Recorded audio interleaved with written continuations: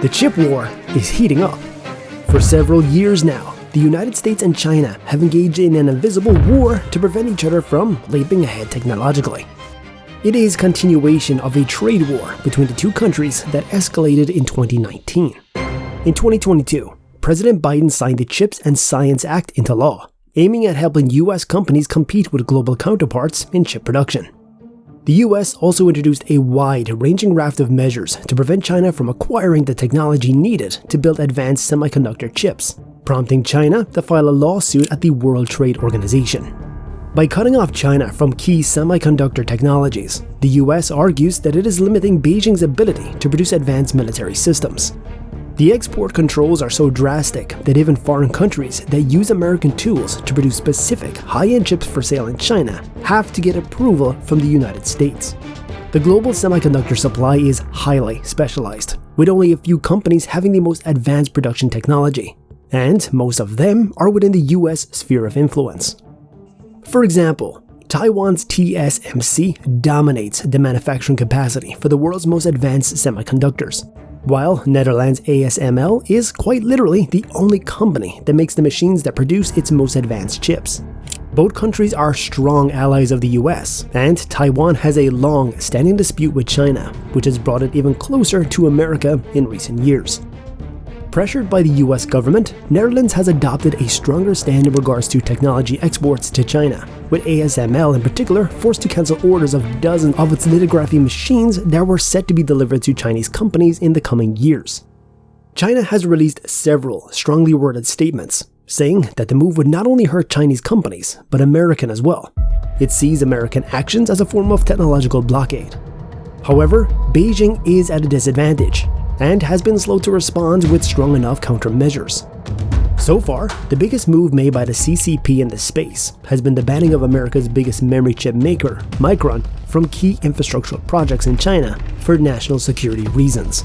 The mood in Beijing could be changing though, and appears that they are now ready to go even further in their response. For a long time now, the country has hinted at restricting exports of its vast deposits of rare earth minerals is on the table. So far, they've been slow to make good on that threat, perhaps realizing it could be their best and only play, thus saving it for later. But attitudes in Beijing appear to be shifting. China has now announced that the exports of gallium, germanium, and their compounds will require a license from August 1st of this year. This means that the CCP will now have to approve all of their exports, interpreted to mean US companies should forget about getting a hold of them. The recipient of the export and the intended purpose must be declared. Just like with the US restrictions, national security is given as the reason. But why these two minerals? As you might know, China has the world's largest reserve of rare earth elements, and by a comfortable margin. Many of these minerals are critical to modern technology for both civilian and military use. Gallium and germanium fall within this category. Gallium is considered a critical raw material by the EU, and China just happens to produce 80% of it all.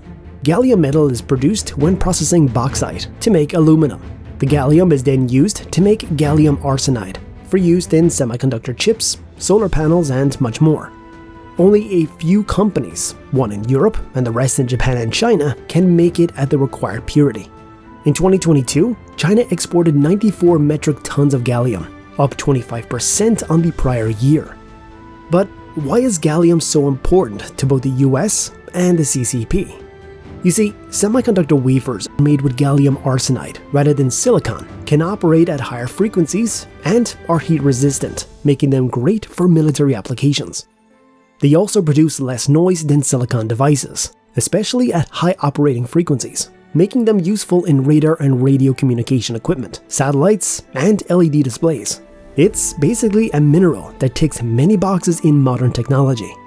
In fact, gallium arsenide is the second most common semiconductor in use today.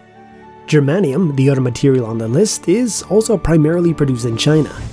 According to the European Industry Association Critical Raw Materials Alliance, or CRMA, 60% of the world's production happens right here.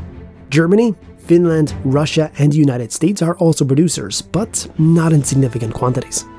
Germanium ore is rare, and most of it is a byproduct of zinc production. In 2022, China exported 43.7 metric tons of it. Just like gallium, germanium is very common in military applications, from infrared cameras to satellite imaging sensors and night vision sensors. The mineral is also used in fiber optics and medical diagnostics equipment. Germanium is so important to America that the US Defense Logistics Agency holds a national stockpile of over 36,000 pounds. Although no language in the new measures specifically bars export to the United States, experts believe it is the primary target. The US imported $200 million worth of gallium arsenide in 2022. While that may not sound like a lot, the mineral can go quite far in what it can do. When it comes to germanium, the US imported $60 million, with the European Union taking in $120 million worth. According to Eurasia Group, this move by China will be a warning shot, but not a death blow. That's because of the relatively low numbers involved, and the fact that they are alternatives outside China as well as substitute elements easily found elsewhere. However, there is no doubt that this move is designed by Beijing to remind Western countries that the CCP has retaliatory options, should they choose to impose further tech restrictions on China.